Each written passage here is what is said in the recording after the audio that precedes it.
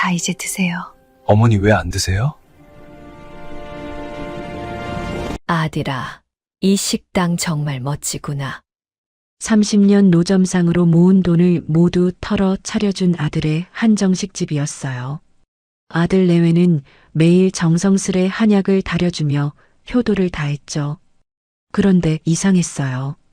약을 마실 때마다 정신이 몽롱해지고 며느리는 통장과 도장을 가져가더니 시장에는 제가 곧 요양원에 간다는 소문이 돌기 시작했습니다. 그리고 어느 날 수상한 청년이 제 앞에 나타나 이렇게 말했어요. 지금 당장 이곳을 떠나셔야 합니다. 당신 목숨이 위험해요. 사연 시작 전 구독과 좋아요로 함께 해주세요. 오늘 하루가 더 행복해질 거예요. 시장 골목 끝자락에 자리 잡은 반찬 노점이 있었어요. 30년 넘게 그 자리를 지켜온 주인은 올해 68배 수님이었죠. 새벽 4시면 어김없이 일어나 배추를 씻고 물을 썰던 수님의 손은 세월만큼이나 거칠었습니다. 어머니, 이제 그만 쉬세요. 제가 벌면 되니까요. 아들 태준이 어느 날 이렇게 말했어요. 태준은 요리학원을 나와 몇 년간 일식집에서 일하다가 드디어 자기 가게를 열었죠. 시장 입구에서 10분 거리에 있는 한정식집이었습니다. 태준아, 정말 너 혼자 괜찮겠니? 수님은 걱정스러운 표정으로 물었어요. 어머니가 평생 번 돈으로 시작한 건데 제가 성공해야죠. 주방 일은 어머니가 도와주시면 더 좋고요. 며느리 미선도 거들었습니다. 어머님, 저희가 모시고 싶어서 그래요. 노점은 이제 정리하시고 우리랑 같이 살아요. 수님은 마음이 따뜻해졌어요. 평생 혼자 아들을 키우느라 고생했는데 이제야 편하게 살 수 있을 것 같았죠. 수님은 노점을 정리하고 아들의 식당 주방에서 일하기 시작했습니다. 어머니, 오늘도 수고하셨어요. 얼른 들어가서 쉬세요. 태주는 매일 저녁 수님을 집까지 데려다 주었어요. 집은 식당 뒤편에 있는 작은 단독주택이었죠. 미선은 저녁마다 따뜻한 국을 끓여 수님에게 대접했습니다. 어머님, 입맛 없으시면 안 돼요. 건강하셔야죠. 수님은 행복했어요. 아들 내외가 이렇게 잘해주니 더 바랄 게 없었습니다. 그런데 이상한 일이 시작됐어요. 식당 뒷마당에서 빨래를 넣을 때마다 누군가의 시선이 느껴졌죠. 고개를 들면 담장 너머로 한 청년이 서 있었습니다. 26쯤 돼 보이는 청년은 수님을 빤히 바라보고 있었어요. 거기 누구세요? 수님이 물었지만 청년은 대답 없이 사라졌습니다. 처음엔 한두 번이었지만 점점 자주 나타났어요. 어느 날은 식당 뒷문 앞에 서 있기도 했죠. 어머니, 무슨 일 있으세요? 태준이 물었어요. 아니야, 그냥 동네 청년이 자꾸 이상하게 보길래. 혹시 노숙자 아닐까요? 요즘 이 동네에 좀 많아졌대요. 미선이 걱정스러운 표정으로 말했습니다. 조심하세요, 어머님. 혼자 다니실 때 특히요. 수님은 그러겠다고 대답했어요. 하지만 청년은 계속 나타났습니다. 어느 날 오후 수님이 시장에서 장을 보고 돌아오는 길이었어요. 청년이 갑자기 앞을 가로막았죠. 할머니, 잠깐만 얘기 좀 할게요.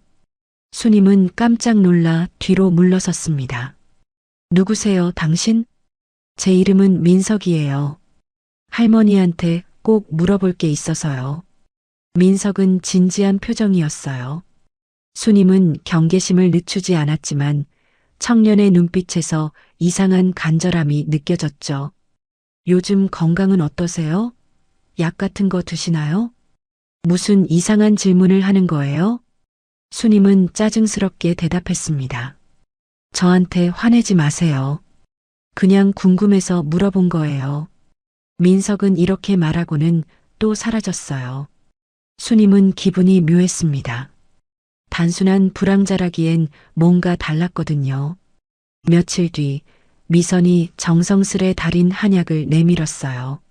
어머님, 요즘 피곤해 보이셔서 한약 지었어요. 매일 아침 드세요. 괜히 돈 쓰게 해서 미안하구나. 무슨 말씀을요? 어머님 건강이 제일 중요하죠. 수님은 한약을 마셨어요. 쓴맛이 입안 가득 퍼졌습니다. 그런데 이상했어요. 한약을 마신 뒤부터 몸이 나른하고 정신이 멍해지는 느낌이 들었죠. 태준아, 엄마가 요즘 자꾸 졸려. 나이 탓인가 봐. 어머니, 몸이 안 좋으시면 병원 가보세요. 태준은 대수롭지 않게 말했어요. 수님은 그러겠다고 했지만 뭔가 찝찝한 기분이 가시지 않았습니다. 어느 날 저녁 수님은 안방에서 자려고 누웠어요. 그런데 거실에서 태준과 미선의 목소리가 들렸습니다. 작은 소리였지만 묘하게 또렷했어요. 아직 시간 좀 더 걸릴 것 같아. 미선의 목소리였죠. 서두르면 안 돼.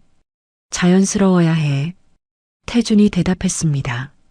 수님은 무슨 얘기를 하는 건지 궁금했어요. 하지만 피곤해서 그냥 잠들어 버렸습니다. 민석은 계속 나타났어요. 어느 날은 수님이 혼자 빨래를 널고 있을 때 담장 너머로 말을 걸었죠. 할머니, 요즘 기억이 끊기는 적 있으세요?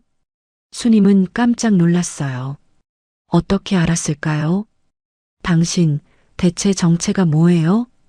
그냥 궁금해서요. 할머니 건강이 걱정돼서요. 민석의 말투는 진지했습니다. 수님은 뭔가 이상하다고 느꼈지만 청년을 쫓아낼 방법이 없었어요. 며칠 뒤 미선이 수님의 방에 들어왔어요.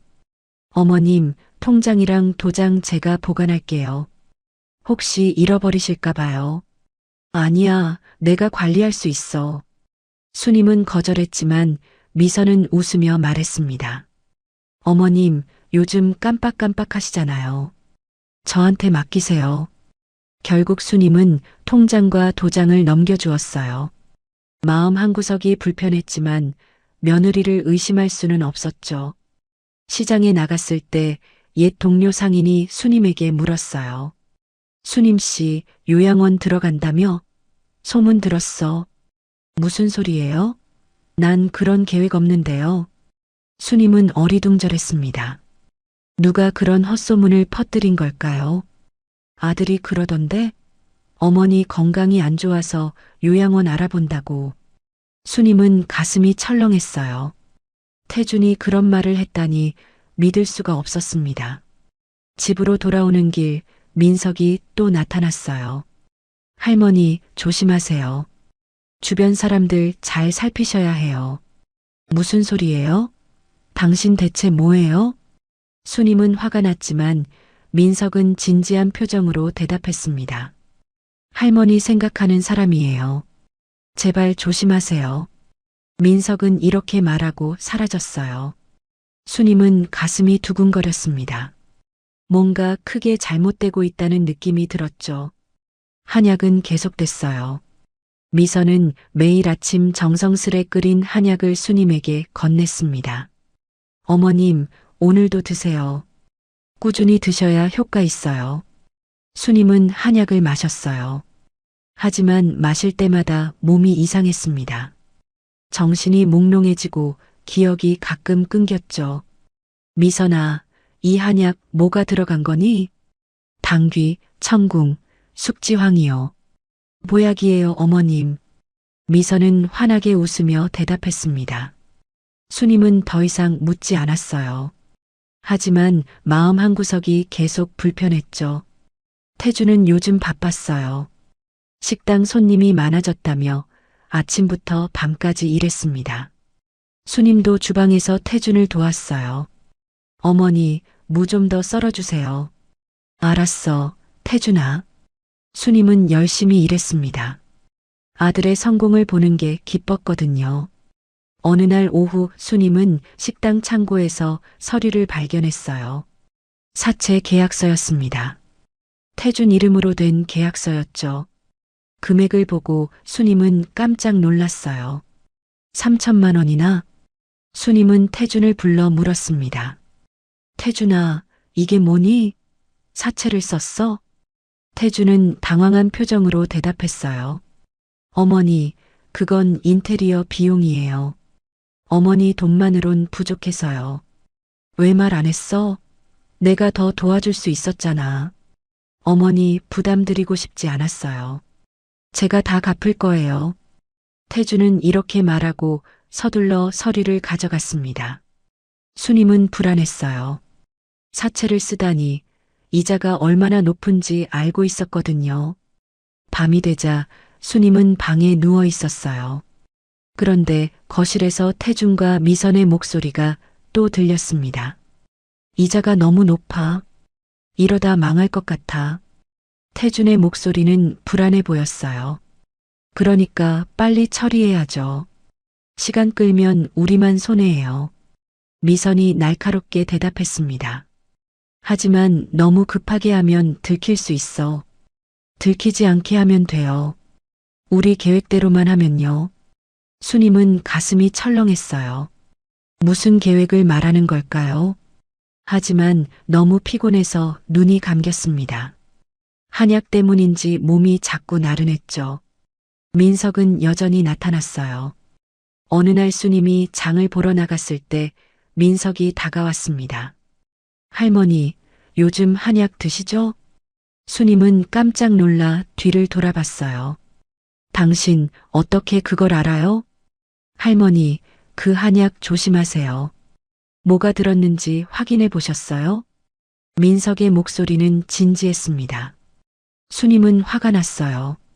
당신 대체 누구예요? 왜 자꾸 나한테 이상한 소리를 하는 거예요? 할머니를 도와주고 싶어서요. 제발 제 말 믿으세요. 민석은 이렇게 말하고 또 사라졌어요. 수님은 혼란스러웠습니다. 민석의 말을 믿어야 할까요? 아니면 무시해야 할까요? 며칠 뒤 수님은 미선이 전화 통화하는 소리를 우연히 들었어요. 네, 맞아요. 한 달 안에 처리할 거예요. 걱정 마세요. 미선의 목소리는 차가웠습니다. 수님은 몰래 문틈으로 들여다봤어요. 미선은 통장을 보며 무언가를 계산하고 있었죠. 이 정도면 사채 갚고도 남겠네.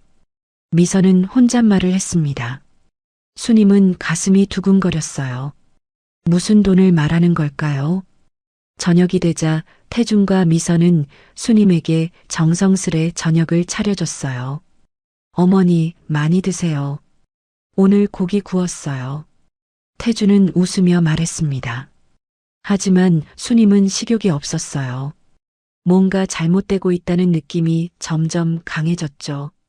태준아, 엄마한테 숨기는 거 없지? 수님이 조심스럽게 물었습니다. 무슨 말씀이세요, 어머니? 숨길 게 뭐가 있어요? 태준은 자연스럽게 대답했어요. 하지만 수님은 태준의 눈을 피하는 걸 눈치챘습니다. 밤늦게 수님은 화장실에 가려고 일어났어요. 그런데 거실에서 불빛이 새어나왔습니다. 태준과 미선이 무언가를 보고 있었죠. 이 보험 금액 늘려야 할 것 같아. 미선이 말했습니다. 얼마나? 태준이 물었어요. 5억 정도면 되겠죠. 사고사로 처리하면 바로 나올 거예요.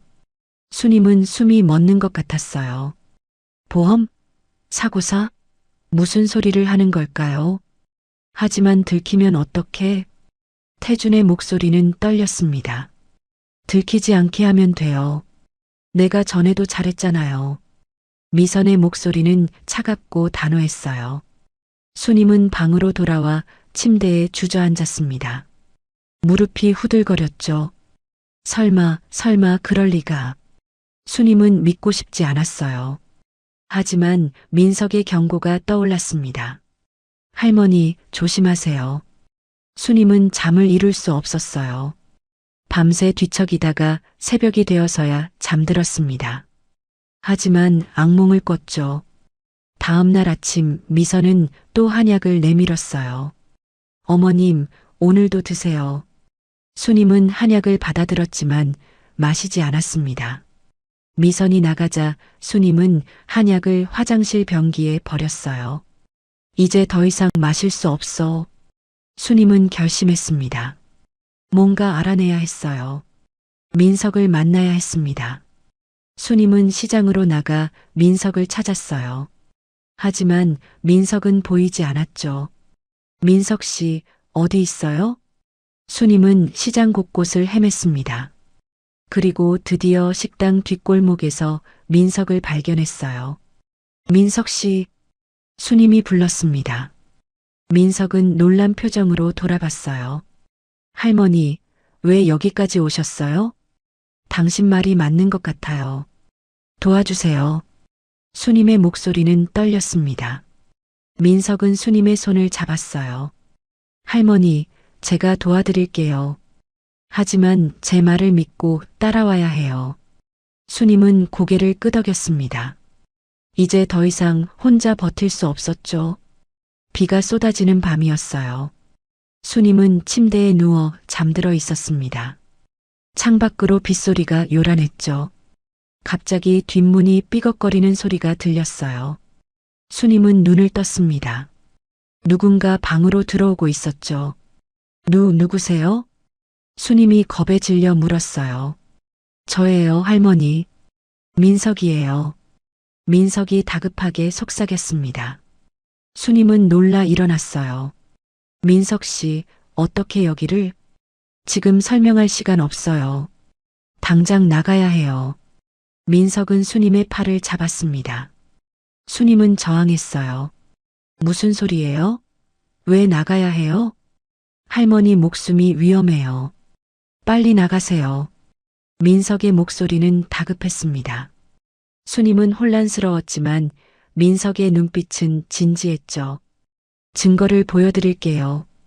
민석은 휴대전화를 꺼냈어요. 화면에는 녹음 파일이 있었습니다. 민석이 재생 버튼을 눌렀죠. 이번 주 안에 처리해야 해. 사체 독촉이 너무 심해. 태준의 목소리였어요. 알았어요. 계단에서 밀면 자연스럽게 보일 거예요. 보험금은 사흘 안에 나와요. 미선의 목소리가 이어졌습니다. 수님은 숨이 막혔어요. 보험금 얼마나 돼? 태준이 물었습니다. 5억이요. 사채 갚고 가게 확장할 수 있어요. 미선이 대답했죠. 수님은 믿을 수가 없었어요. 아들이 자기를 죽이려 한다니. 아니야, 이건 꿈이야. 수님은 고개를 저었습니다. 하지만 민석은 녹음 파일을 계속 재생했어요.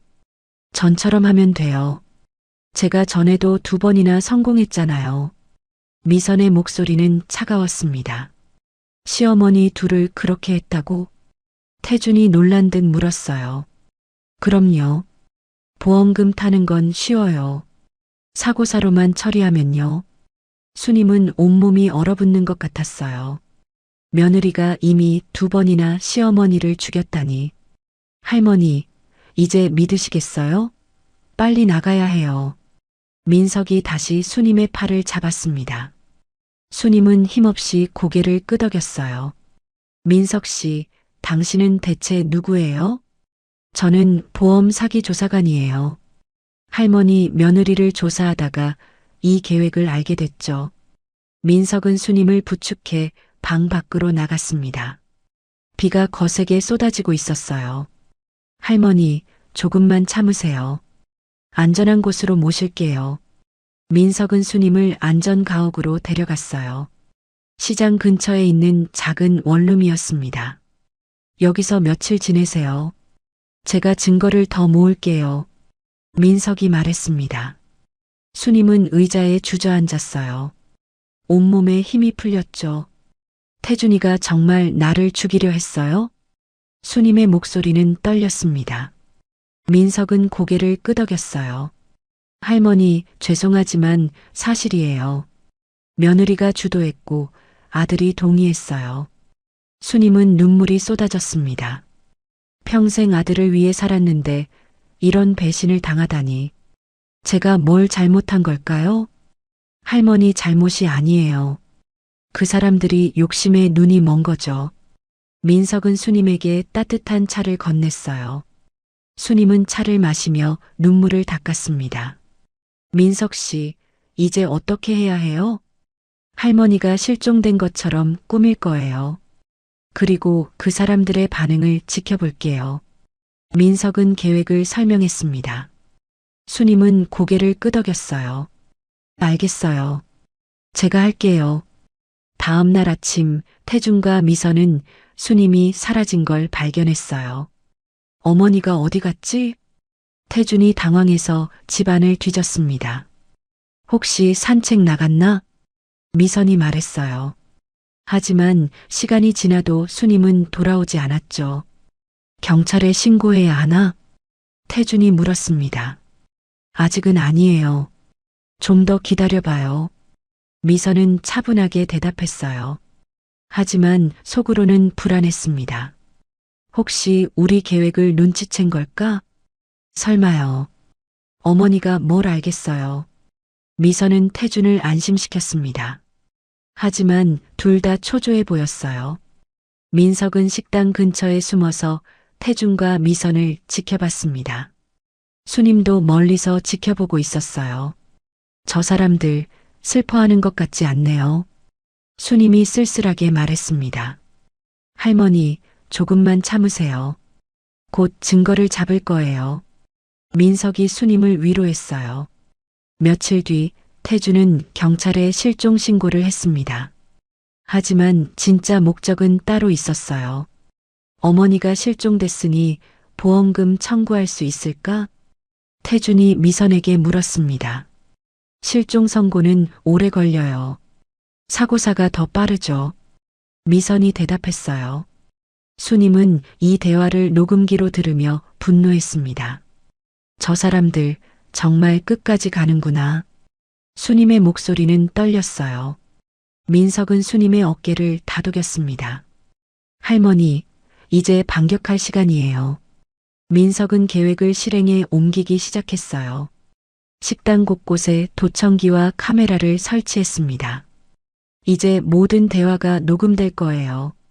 민석이 말했습니다. 수님은 고개를 끄덕였어요. 이제 진실을 밝힐 시간이었죠.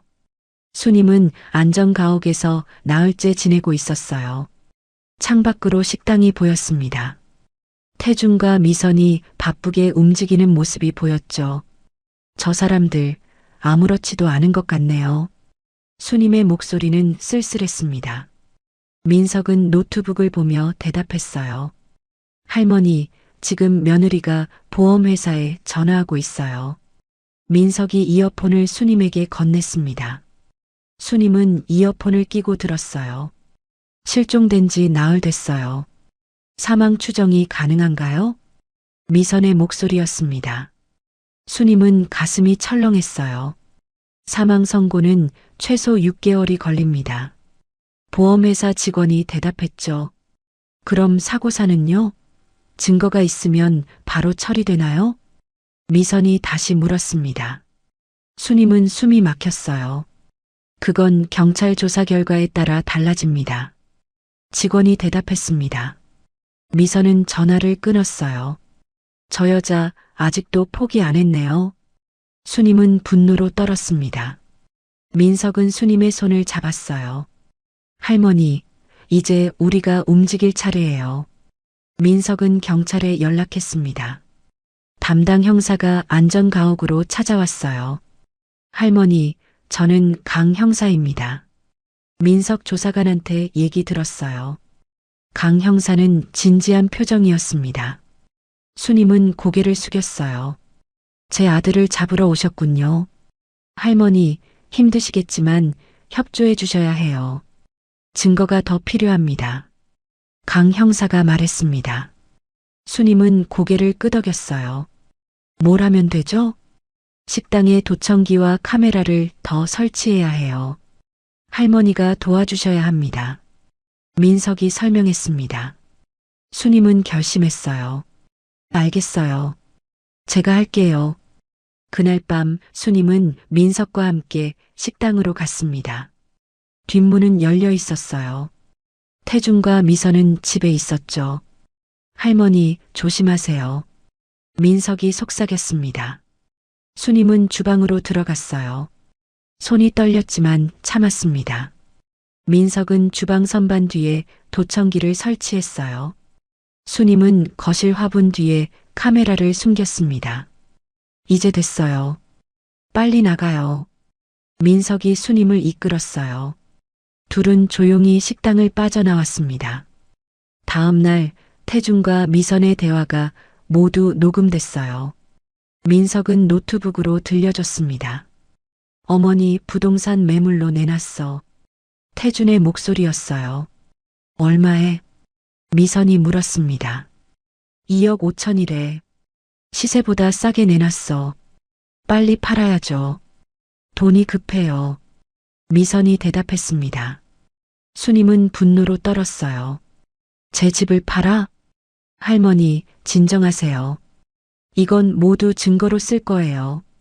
민석이 수님을 진정시켰습니다. 며칠 뒤 태주는 수님의 은행 계좌에서 돈을 인출하기 시작했어요. 민석은 은행 기록을 확인했습니다. 할머니, 아들이 2천만 원을 빼갔어요. 제 평생 번 돈인데. 수님의 목소리는 떨렸습니다. 하지만 이제 슬퍼할 시간이 없었어요. 강 형사는 증거를 모으고 있었습니다. 민석이 제공한 녹음 파일과 은행 기록을 검토했어요. 이 정도면 구속영장 청구할 수 있어요. 강 형사가 말했습니다. 하지만 민석은 고개를 저었어요. 아직 부족해요. 현행범으로 잡아야 확실해요. 어떻게요? 강 형사가 물었습니다. 할머니가 돌아가는 거예요. 그리고 그 사람들이 마지막으로 시도하게 만드는 거죠. 민석의 계획을 들은 수님은 놀랐어요. 제가 위험해지는 거 아니에요? 제가 보호할게요, 할머니.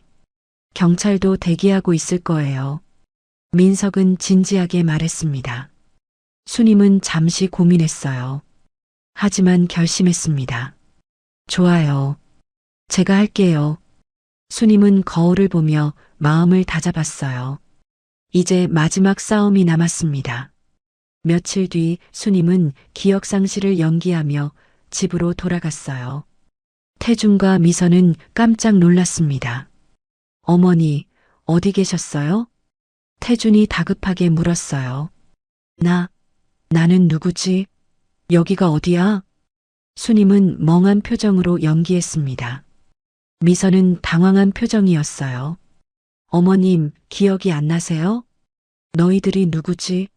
내가 왜 여기 있어? 수님의 연기는 완벽했습니다. 태준과 미선은 얼굴을 마주봤어요. 어머니, 병원 가봐야겠어요. 태준이 말했습니다.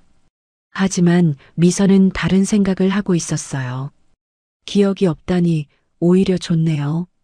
미선이 작은 소리로 속삭였습니다. 수님은 들은 척하지 않았어요.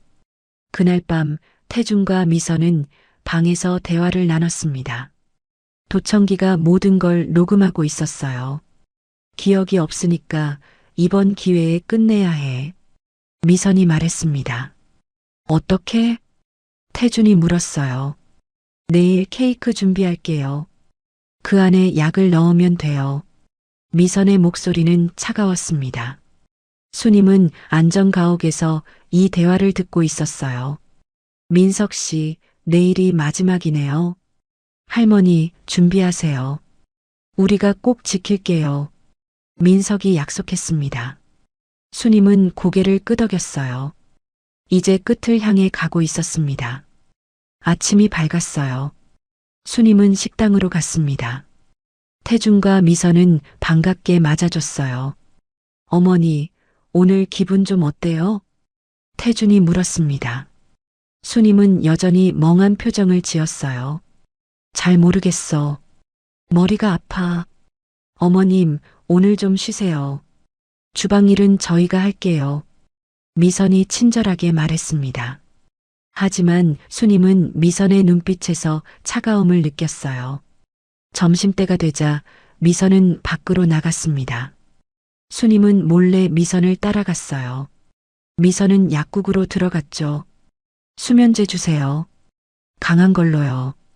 미선이 약사에게 말했습니다. 약사는 의아한 표정을 지었어요. 처방전 있으세요? 아니요.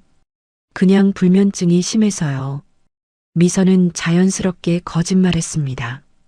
약사는 일반 수면제를 건넸어요. 이것만 드려도 될 거예요. 미선은 수면제를 사서 나왔습니다. 수님은 멀리서 지켜보고 있었어요. 민석 씨, 미선이가 수면제 샀어요. 수님이 전화로 보고했습니다. 할머니, 조심하세요. 오늘 저녁이 고비예요. 민석이 대답했어요.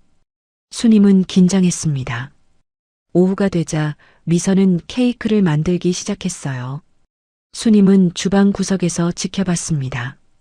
어머님, 오늘 귀환 축하한다고 케이크 만들어요. 미선은 환하게 웃었습니다. 하지만 수님은 그 웃음이 가짜라는 걸 알았어요. 미선은 케이크에 크림을 바르고 딸기를 올렸습니다. 그리고 주머니에서 수면제를 꺼냈어요. 수님은 숨을 죽이고 지켜봤습니다. 미선은 수면제를 갈아서 크림에 섞었어요. 이 정도면 충분할 거야. 미선이 혼잣말을 했습니다. 수님은 온몸이 얼어붙는 것 같았어요. 민석은 식당 밖에서 대기하고 있었습니다. 강 형사와 경찰관 셋도 함께 있었어요. 지금 케이크에 약을 넣었어요. 준비하세요. 민석이 무전기로 말했습니다. 강 형사는 고개를 끄덕였어요. 저녁이 됐습니다. 태준과 미선은 수님을 거실로 불렀어요. 어머니, 여기 앉으세요. 태준이 의자를 권했습니다. 수님은 천천히 앉았어요. 어머님, 오늘 귀환 축하해요. 케이크 준비했어요. 미선이 케이크를 가져왔습니다. 초가 꽂혀 있었어요. 초 불어보세요, 어머니. 태준이 말했습니다. 수님은 초를 불었어요. 태준과 미선은 박수를 쳤습니다. 자, 이제 드세요. 미선이 케이크 한 조각을 수님 앞에 놓았어요. 수님은 포크를 들었습니다. 손이 떨렸죠. 어머니, 왜 안 드세요? 태준이 물었습니다. 수님은 태준을 똑바로 봤어요. 태준아, 엄마한테 하고 싶은 말 없니? 태준은 당황한 표정을 지었습니다. 무슨 말씀이세요? 마지막 기회야. 진실을 말해봐. 수님의 목소리는 떨렸습니다. 하지만 태준은 고개를 저었어요. 어머니, 케이크 식기 전에 드세요. 미선이 재촉했습니다. 수님은 포크를 케이크에 꽂았어요. 그리고 입으로 가져갔습니다. 바로 그때였어요. 민석이 신호를 보냈습니다. 경찰관들이 식당 문을 박차고 들어왔어요. 경찰이야. 손들어. 강 형사가 소리쳤습니다. 태준과 미선은 깜짝 놀라 일어섰어요. 무슨 일이야? 태준이 당황해서 물었습니다. 당신들 체포합니다. 살인 미수 혐의로요. 강 형사가 수갑을 꺼냈어요. 미선은 얼굴이 창백해졌습니다. 무슨 소리예요? 우린 아무것도 안 했어요. 케이크에 뭘 넣었죠? 민석이 나타나 물었습니다. 미선은 입을 다물었어요. 강 형사는 케이크를 압수했습니다. 감식반이 현장에 도착했어요. 이거 분석해 주세요. 강 형사가 케이크를 건넸습니다. 감식반은 즉석에서 간이 테스트를 했어요. 수면제 성분이 검출됩니다. 치사량에 가까운 양이에요. 감식반 직원이 보고했습니다. 태준은 얼굴이 하얗게 질렸어요. 이건 오해예요. 어머니 건강을 위해서였어요. 태준이 변명했습니다. 하지만 민석은 녹음기를 재생했어요. 기억이 없으니까 이번 기회에 끝내야 해. 미선의 목소리가 흘러나왔습니다. 내일 케이크 준비할게요. 그 안에 약을 넣으면 돼요. 태준의 얼굴은 절망으로 가득했어요. 어머니, 전 그냥. 태준이 수님을 봤습니다. 하지만 수님은 냉정하게 돌아섰어요. 난 내 어머니가 아니야. 넌 돈에 눈먼 범죄자일 뿐이야. 수님의 목소리는 단호했습니다. 태주는 무릎을 꿇었어요. 어머니, 용서해 주세요. 제가 미쳤어요. 하지만 수님은 대답하지 않았습니다. 강 형사는 태준과 미선에게 수갑을 채웠어요. 당신들 묵비권이 있습니다. 변호사를 선임할 권리도 있고요. 강 형사가 미란다 원칙을 고지했습니다. 태준과 미선은 경찰차로 끌려갔어요. 수님은 그 모습을 지켜봤습니다. 눈물이 흘렀지만 닦지 않았어요. 할머니, 고생하셨어요. 민석이 다가와 수님의 어깨를 다독였습니다. 이제 끝난 건가요? 아직 재판이 남았어요. 하지만 할머니는 안전해요. 민석이 대답했습니다. 수님은 고개를 끄덕였어요. 시장 상인들이 소식을 듣고 모여들었습니다. 모두 수님을 걱정하는 표정이었어요. 수님 씨, 괜찮아요? 정말 아들이 그런 짓을 했대요? 상인들이 물었습니다. 수님은 고개를 끄덕였어요. 네, 사실이에요. 하지만 이제 괜찮아요. 수님은 억지로 미소를 지었습니다. 상인들은 수님을 위로했어요. 민석은 수님을 안전가옥으로 데려갔습니다. 수님은 침대에 누워 천장을 봤어요. 이제 정말 끝났네요. 할머니, 이제 쉬세요. 내일부터 새로운 시작이에요. 민석이 말했습니다. 수님은 눈을 감았어요. 긴 악몽이 끝난 것 같았습니다. 경찰서 조사실은 차가웠어요. 태준과 미선은 각각 다른 방에서 조사를 받고 있었습니다. 태준 씨, 케이크에 수면제를 넣은 이유가 뭡니까? 강 형사가 물었습니다. 태준은 고개를 숙이고 있었어요. 어머니가 불면증이 있어서요. 도와드리려고 했어요. 치사량에 가까운 양을요? 강 형사가 냉정하게 물었습니다. 태준은 대답하지 못했어요. 옆방에서는 미선이 조사받고 있었습니다. 미선 씨, 과거 시어머니 두 분이 사망했죠? 담당 형사가 물었어요. 미선은 얼굴이 굳었습니다. 그건 사고였어요. 저랑 상관없어요. 둘 다 보험금을 받으셨죠? 각각 3억씩요. 형사가 서류를 내밀었습니다. 미선은 입을 다물었어요. 강 형사는 태준에게 녹음 파일을 들려줬습니다. 이번 주 안에 처리해야 해. 사체 독촉이 너무 심해. 태준의 목소리가 흘러나왔어요. 이건 오해예요. 식당 일 얘기했던 거예요. 태준이 변명했습니다. 하지만 강 형사는 계속 녹음을 재생했어요. 계단에서 밀면 자연스럽게 보일 거예요. 보험금은 사흘 안에 나와요. 미선의 목소리였습니다. 태준은 얼굴이 하얗게 질렸어요. 저는 그냥. 태준 씨, 이제 진실을 말하세요. 거짓말해봤자 소용없어요. 강 형사가 단호하게 말했습니다. 태준은 고개를 떨궜어요. 미선이가 시킨 거예요. 저는 반대했어요. 그럼 왜 동의했습니까? 사채 때문이었어요. 이자가 너무 높아서 감당이 안 됐어요. 태준은 울먹이며 대답했습니다. 어머니 보험금으로 갚으려고 했군요. 강 형사가 말했습니다. 태준은 고개를 끄덕였어요. 죄송해요. 제가 미쳤어요. 옆방에서는 미선이 강하게 부인하고 있었습니다. 저는 아무것도 안 했어요. 태준이가 혼자 한 거예요. 그럼 수면제는 누가 샀죠? 형사가 물었습니다. 미선은 대답하지 못했어요. 약국 방범 카메라에 당신이 찍혔어요. 수면제 사는 모습이요. 형사가 사진을 보여줬습니다. 미선은 당황했어요. 그건 제 불면증 때문이에요. 그런데 왜 시어머니 케이크에 넣었죠? 형사의 질문은 날카로웠습니다. 미선은 입을 다물었어요. 강 형사는 태준에게 과거 기록을 보여줬습니다. 미선 씨 전 남편의 어머니, 그러니까 전 시어머니가 7년 전에 사망했어요.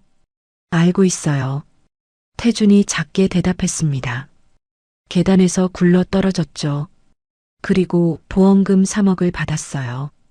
강 형사가 계속 설명했습니다. 그 전 남편과 이혼하고 4년 뒤 두 번째 남편의 어머니도 사망했어요. 태주는 숨이 막히는 것 같았어요. 이번엔 욕조에서 익사였죠. 역시 보험금 3억을 받았어요. 몰랐어요. 미선이가 말 안 했어요. 태준이 떨리는 목소리로 말했습니다. 이제 당신 어머니가 세 번째 대상이었던 거죠. 강 형사의 말에 태준은 무너져 내렸습니다. 제가 어머니를 죽이려고 했어요. 다 제 잘못이에요. 태준은 결국 자백했습니다. 옆방에서도 미선이 자백하기 시작했어요. 태준이가 돈이 필요하다고 해서요. 어쩔 수 없었어요. 미선은 책임을 태준에게 떠넘기려 했습니다. 하지만 증거는 명백했어요. 강 형사는 수님을 불러대질 신문을 준비했습니다. 수님은 조사실로 들어갔어요. 어머니, 태준이 수님을 보자 소리쳤습니다. 수님은 냉정하게 태준을 봤어요. 태준 씨, 할 말 있으면 하세요. 강 형사가 말했습니다. 태준은 무릎을 꿇었어요. 어머니, 용서해 주세요. 제가 잘못했어요. 지금 용서를 구해? 내가 날 죽이려고 한 건 알고 있니? 수님의 목소리는 차가웠습니다. 미쳤어요. 돈 때문에 정신을 못 차렸어요. 태주는 눈물을 흘렸습니다. 하지만 수님은 움직이지 않았어요. 넌 내 아들이 아니야. 이제 남남이야. 수님은 이렇게 말하고 조사실을 나갔습니다. 태주는 바닥에 주저앉았어요. 며칠 뒤 검찰은 태준과 미선을 기소했습니다. 미선은 살인 미수와 보험 사기 혐의였고 태준은 공범으로 기소됐어요. 재판은 다음 달에 시작됩니다. 민석이 수님에게 알려줬습니다. 수님은 고개를 끄덕였어요. 민석 씨, 고마워요. 당신이 아니었으면 전 죽었을 거예요. 할머니, 당연한 일했어요. 이제 재판만 남았어요. 민석이 수님을 위로했습니다. 시장 상인들은 수님을 응원했어요. 모두 태준과 미선의 범행에 분노했습니다. 수님 씨, 우리가 응원해요. 재판 꼭 이기세요. 상인들이 말했습니다. 수님은 감사하다고 인사했어요. 여러분 덕분에 힘이 나요. 고마워요. 수님은 새로운 결심을 했습니다. 이제 태준을 아들로 생각하지 않기로요. 법의 심판을 받게 하고 새로운 삶을 시작하기로 했습니다. 민석은 수님에게 재판 준비를 도와줬어요. 할머니, 법정에서 증언해야 해요. 괜찮으시겠어요? 괜찮아요. 진실을 말할 거예요. 수님은 단호하게 대답했습니다. 이제 두려움은 없었어요. 오직 정의만이 남았습니다. 법정은 엄숙했어요. 판사가 자리에 앉자 모두 일어섰습니다. 수님은 방청석에 앉아 있었어요. 피고인 입장하세요. 재판장이 말했습니다. 태준과 미선이 수갑을 찬 채 들어왔어요. 수님은 그들을 똑바로 봤습니다. 피고인 미선, 살인 미수 및 상습보험 사기 혐의로 기소됐습니다. 검사가 기소 내용을 낭독했어요. 피고인 태준, 살인 미수 공범 및 재산 횡령 혐의로 기소됐습니다. 태준은 고개를 숙이고 있었습니다. 증인 수님 씨, 증언대로 나오세요. 재판장이 수님을 불렀어요. 수님은 천천히 증언대로 걸어갔습니다. 증인은 선서해 주세요. 수님은 선서문을 읽었어요. 양심에 따라 숨김없이 사실대로 말하고 거짓이 있으면 위증의 벌을 받기로 맹세합니다. 검사가 질문을 시작했습니다. 증인, 피고인들이 증인을 해치려 했다는 걸 언제 알았습니까? 아들 내외가 제 보험금에 대해 얘기하는 걸 우연히 들었어요. 수님은 침착하게 대답했습니다. 그때 어떤 기분이었습니까? 믿을 수 없었어요. 제가 평생 키운 아들이 절 죽이려 한다니요. 수님의 목소리는 떨렸지만 단호했어요.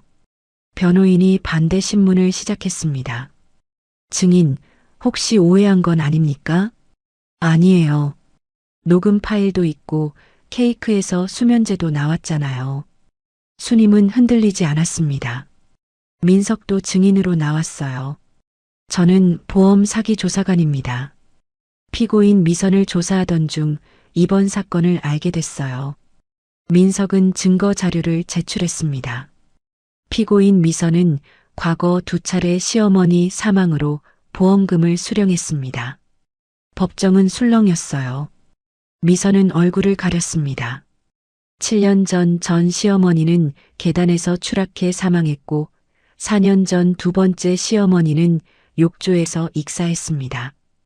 민석의 증언에 방청객들이 놀랐어요. 둘 다 사고사로 처리됐지만 의심스러운 점이 많았습니다. 재판장이 미선에게 물었습니다. 피고인 할 말 있습니까? 미선은 떨리는 목소리로 대답했어요. 전부 사고였어요. 저는 아무것도 안 했어요. 그럼 이번 사건은요? 수님 씨 케이크에 수면제를 넣은 것도 사고입니까?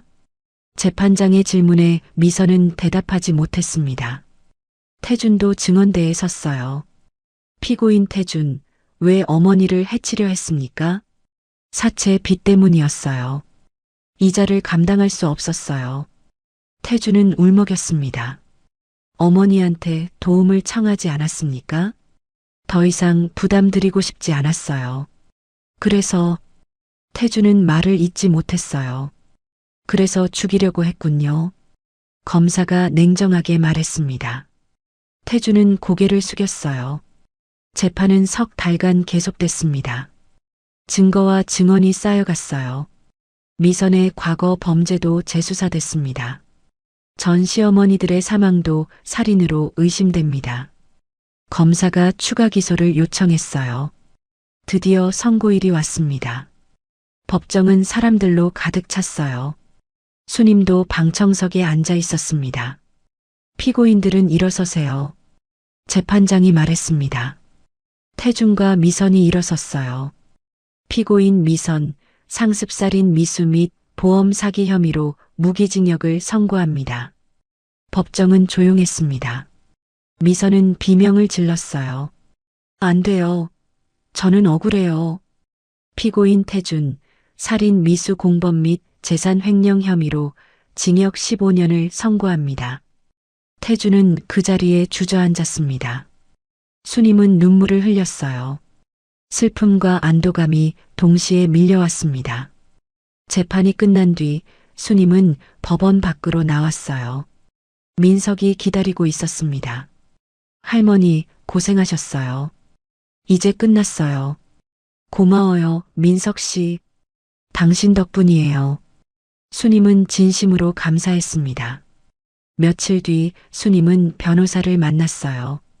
할머니, 태준 씨 명의로 넘어간 재산 모두 회수할 수 있어요.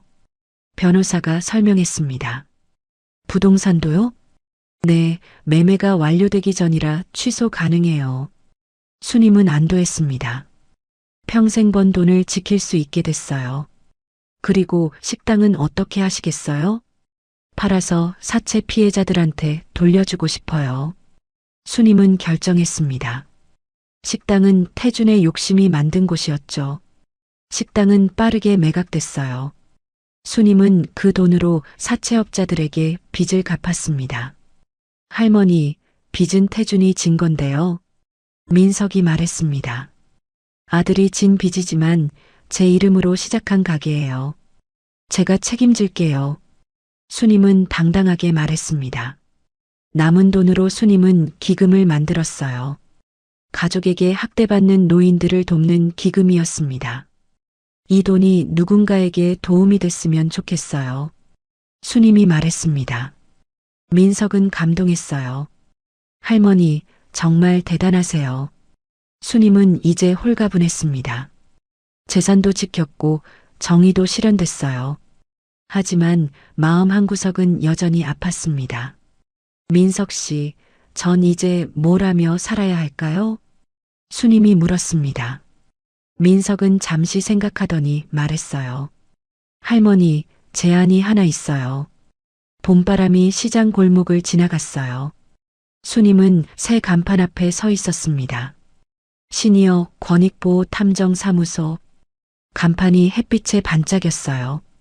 민석이 옆에 서서 웃었습니다. 할머니, 이제 정식으로 동업자예요. 제가 정말 탐정 일을 할 수 있을까요? 수님은 아직도 믿기지 않았습니다.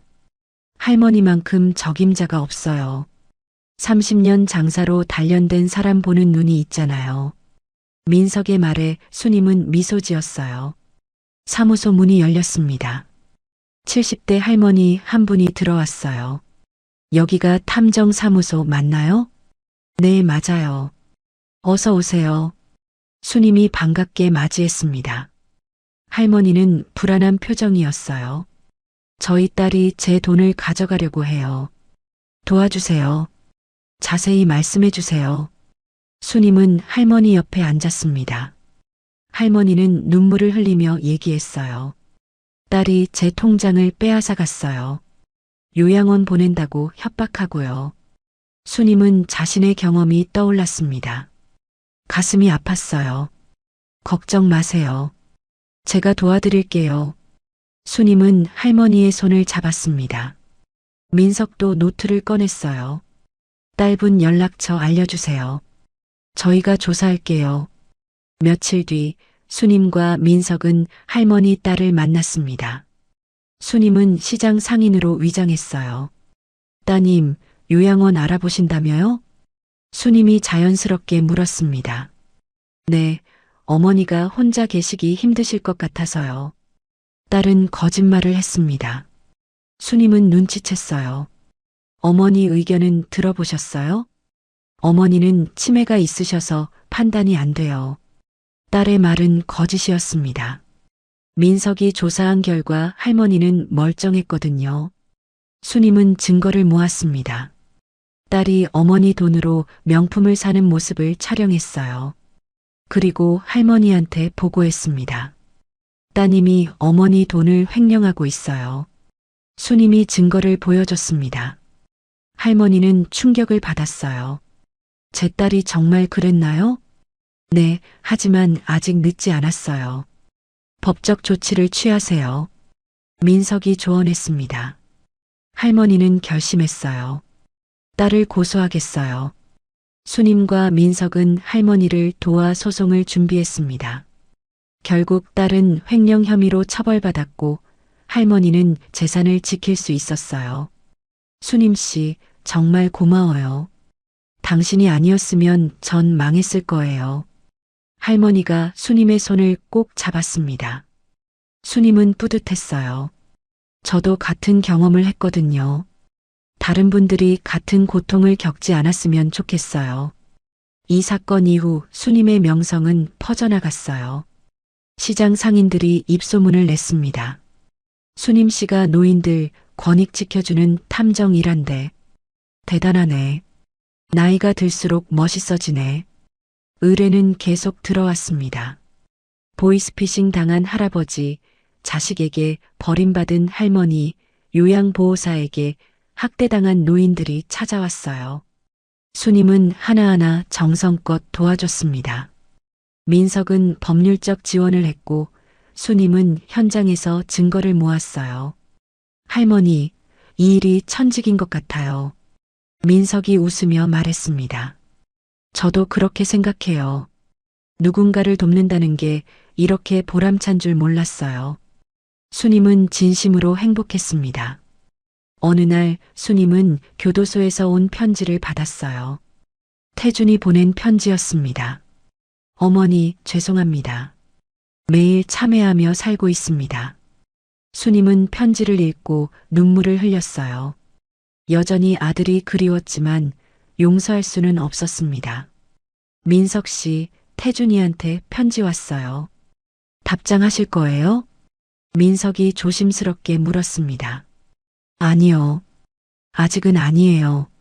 수님은 편지를 서랍에 넣었습니다. 언젠가는 마음이 풀릴 날이 올지도 몰랐어요. 하지만 지금은 아니었죠.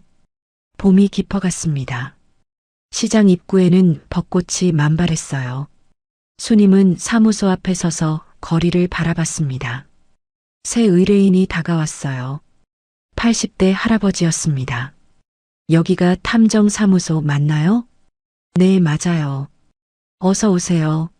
수님이 환하게 웃으며 맞이했습니다. 할아버지는 수님의 손을 잡았어요. 젊은 탐정이 아니라 어르신이 계시니 마음이 놓이네요. 저도 비슷한 일을 겪었어요. 그러니까 더 잘 이해할 수 있죠. 수님은 할아버지를 사무소 안으로 안내했습니다. 민석이 차를 준비했어요. 천천히 말씀하세요. 저희가 도와드릴게요. 수님의 목소리는 따뜻했습니다. 할아버지는 안도한 표정으로 이야기를 시작했어요. 창밖으로 봄바람이 불어왔습니다. 벚꽃잎이 하늘하늘 날렸어요. 수님은 문득 생각했습니다.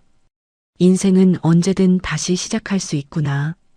68배 나이에 새로운 인생을 시작한 수님이었어요. 아들에게 배신당했지만 그 아픔을 딛고 일어섰습니다. 이제는 같은 고통을 겪는 이들을 돕는 탐정으로 살아가고 있었죠. 할머니, 오늘 저녁에 뭐 드실래요? 제가 살게요. 민석이 물었습니다. 된장찌개 어때요? 제가 끓여줄게요. 할머니 요리 실력이면 최고죠. 둘은 웃으며 대화를 나눴어요. 수님은 이제 혼자가 아니었습니다. 민석이라는 든든한 동료가 있었고 도움이 필요한 많은 어르신들이 있었죠. 해가 서쪽으로 기울었습니다. 시장 골목에는 저녁 준비하는 냄새가 퍼졌어요. 수님은 사무소 간판을 한 번 더 올려다봤습니다. 시니어 권익보호 탐정사무소. 이 간판 아래에서 수님의 새로운 인생이 펼쳐지고 있었어요. 나이는 숫자에 불과했습니다. 중요한 건 무엇을 하느냐였죠. 수님은 내일 또 누군가를 도울 생각에 가슴이 뛰었어요. 배신의 아픔은 여전히 남아 있었지만 이제 그 아픔을 힘으로 바꿀 수 있었습니다. 봄바람이 수님의 머리카락을 흩날렸어요. 수님은 미소 지으며 사무소 안으로 들어갔습니다. 내일을 위해 준비할 게 많았거든요.